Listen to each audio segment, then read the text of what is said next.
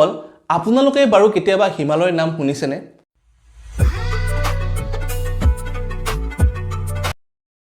Hello friends, happy new year and welcome to our channel Tripoli. মই আশা কৰিছো আপোনালোক প্ৰত্যেকজনে ভালে আছে আৰু এই নতুন বছৰটোত আপোনালোক প্ৰত্যেকজনে কিছুমান নতুন আশা, কিছুমান নতুন পৰিকল্পনা আৰু কিছুমান নতুন সপোন লৈ আগবাঢ়িছে আৰু মই প্ৰাৰ্থনা কৰিছো আপোনালোক প্ৰত্যেকজনৰে সেই সপোন পৰিপূৰ্ণ হওক। বন্ধুসকল, বিগত বহুত কিটা দিন আমি ভিডিও দিব পৰা নাছিলো কিছুমান আনুষংগিক কাৰণ, কিছুমান আনুষংগিক সমস্যাৰ কাৰণে। এই বছৰটিত আমি আমাৰ যাত্ৰা আকৌ আৰম্ভ কৰিছো আৰু আমাৰ সম্পূৰ্ণ বিশ্বাস আছে আপুনি আমাক সম্পূৰ্ণৰূপে সহযোগ কৰিব। তো বল আপোনালোকে বাৰু কেতিয়াবা হিমালয়ৰ নাম শুনিছেনে? হয়, আজি মই পৃথিৱীৰ আটাইতকৈ ওখ পৰ্বত শৃংগ আৰু আটাইতকৈ বিশাল পৰ্বতমালা হিমালয়ৰ কথা আলোচনা কৰিম। বন্ধুসকল, হিমালয়ৰ কথা আলোচনা কৰিলে ইয়াৰ উৎপত্তিৰ বিষয়ে আমি নিশ্চয় আলোচনা কৰিব লাগিব। বন্ধুসকল, ইয়াৰ উৎপত্তিৰ বিষয়ে আলোচনা কৰিব লগা হ'লে আমি প্ৰথমে এটা কথা জানি থব লাগিব। আমি বাস কৰা দেশ মহাদেশ কেইখন সদায় গতিশীল, অৰ্থাৎ দেশ আৰু মহাদেশ কেইখন হৈছে একোটা প্লেট আৰু এই প্লেট কেইখন পৃথিৱীৰ বুকুত সদায় গতিশীল অৱস্থাত থাকে, যিটো আমি একেবাৰে গম নাপাওঁ আৰু বহুত যুগ পিছত বা বহুত মিলিয়ন বছৰ পিছত এই প্লেটখনে নিজৰ ঠাই সলনি কৰি লয় আৰু কেতিয়াবা কেতিয়াবা এনেকুৱা পৰিঘটনাত এখন প্লেটে আন এখন প্লেটৰ লগত সংঘৰ্ষ হয়, অৰ্থাৎ খুন্দা মাৰে আৰু এই খুন্দা মৰাৰ ফলত এখন বিশাল পৰ্বতমালা নতুবা এখন বিশাল মহাসাগৰৰ সৃষ্টি হয় আৰু এনেকুৱা ধৰণৰ পৰিঘটনা এটাৰ ফলতে আজিৰ হিমালয় পৰ্বতমালাৰ সৃষ্টি হৈছিল। এইটো ঘটনা আছিল প্ৰায় আজিৰ পৰা 40 পৰা 50 মিলিয়ন বছৰ আগৰ কথা আৰু সেই সময়ত ইণ্ডিয়ান প্লেট আৰু ইউৰেছিয়ান প্লেটৰ মাজত হোৱা এক সংঘৰ্ষৰ ফলত এখন বিশাল পৰ্বতমালাৰ সৃষ্টি হৈছিল আৰু এই পৰ্বতমালাখনকে আমি হিমালয় পৰ্বতমালা বুলি জানো।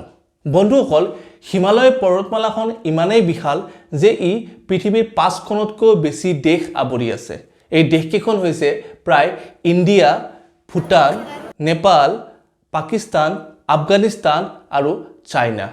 বন্ধুসকল, এই পৰ্বতমালাখনে হৈছে ইয়াৰ পৰিচয়, অৰ্থাৎ এই পৰ্বতমালাখনৰ নাম হিমালয় আৰু এই হিমালয় হৈছে ইয়াৰ প্ৰবৃত্তি বা পৰিচয়।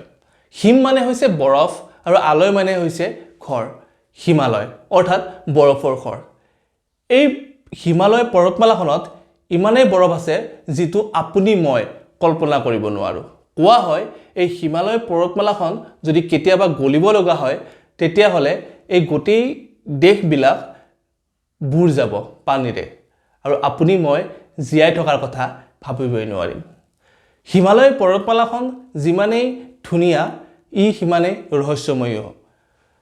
কোৱা হয় বিজ্ঞানীসকলে এতিয়ালৈকে এই হিমালয় পৰ্বতমালাখন সম্পূৰ্ণৰূপে এক্সপ্ল'ৰ কৰিব পৰা নাই। এই হিমালয় পৰ্বতমালাৰ বৰফৰ কথা যদি আমি ক'বলৈ যাওঁ প্ৰায় 1500তকৈ বেছি বৰফৰ গ্লেচিয়াৰ্ছ আছে আৰু যাৰ দৈৰ্ঘ্য 12,000 কিলোমিটাৰতকৈও অধিক হ'ব। তো ভাবক কিমান পানী বৰফৰ ৰূপত এই হিমালয়ত সন্নিৱিষ্ট হৈ আছে। আটাইতকৈ আচৰিত কথা এইটোৱে, এই পৃথিৱীত থকা আটাইতকৈ উচ্চতম শৃংগসমূহৰ সৰ্বশ্ৰেষ্ঠ 9টা শৃংগ এই হিমালয়ৰ সমাহাৰেই হয়। এই শৃংগকেইটা হৈছে ক্ৰমে এভাৰেষ্ট, K2, কাঞ্চনজংঘা, লোটছে, মাকালো, ছয়ু, থলুৱাগিৰি, মানাছলো আৰু নাংগা পৰ্বত। আৰু কোৱা হয় ভাৰতবৰ্ষত থকা সিন্ধু নদী, গংগা নদী আৰু ব্ৰহ্মপুত্ৰকে ধৰি আৰু বহুত কেইখন নদী হিমালয়ৰ পৰা সৃষ্টি হোৱা বুলি সকলোৱে কয়। তো ফ্ৰেণ্ডছ, বৰ্তমান সময়ত আটাইতকৈ দুখ লগা কথা এইটোৱে যে হিমালয় পৰ্বতৰ আহে পাহে থকা অঞ্চলৰ যি জনবসতি সেইবিলাক ঘন হ'ব ধৰিছে, যাৰ ভৰ হিমালয় পৰ্বতে ৰাখিব নোৱাৰা হৈ পৰিছে। ইয়াৰ উপৰি এনেকুৱা বহুত পৰ্বতাৰোহী আছে যিয়ে তাত পৰিভ্ৰমণ কৰিবলৈ যায় আৰু সেই ঠাইডোখৰ লেতেৰা কৰে। ইয়াৰ ফলত হিমালয় পৰ্বতৰ ওপৰত বহুত বেয়া আৰু বহুতেই বেয়া প্ৰতিক্ৰিয়া পৰিছে।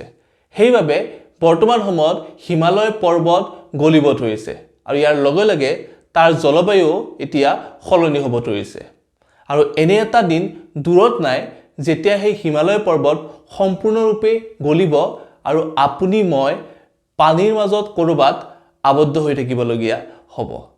তো প্ৰত্যেকজনে এই পৰ্বতখনক ধুনীয়াকৈ ৰখা খুবেই আৱশ্যক আৰু সেই পৰ্বতখনৰ ওপৰত লক্ষ্য ৰাখি তাত আৱৰ্জনা নেপেলাই সেই পৰ্বতখন পৰিষ্কাৰ পৰিচ্ছন্ন কৰি ৰাখি সেই পৰ্বতখনৰ যেনেকৈ জলবায়ু হৈ আছে তাৰ জলবায়ু যেনেকুৱা প্ৰভাৱ আমাৰ পেলাইছে সেইটো যাতে অটুট ৰাখি পৃথিৱীৰ ভাৰসাম্য ৰক্ষা কৰি চলো এইটো খুবেই আৱশ্যক হৈ পৰিছে তো আজিলৈ এইখিনিয়ে আশা কৰোঁ ভিডিওটো আপোনাৰ ভাল লাগিছে যদি ভিডিওটো ভাল লাগিছে তেনেহ'লে লাইক কৰক সাবস্ক্ৰাইব কৰক আৰু আপোনাৰ বহুমূলীয়া কমেন্ট আমাক জনাওক আকৌ লগ পাম এটা নতুন বিষয়ৰ সৈতে আৰু এটা নতুন ভিডিঅ'ৰ সৈতে ধন্যবাদ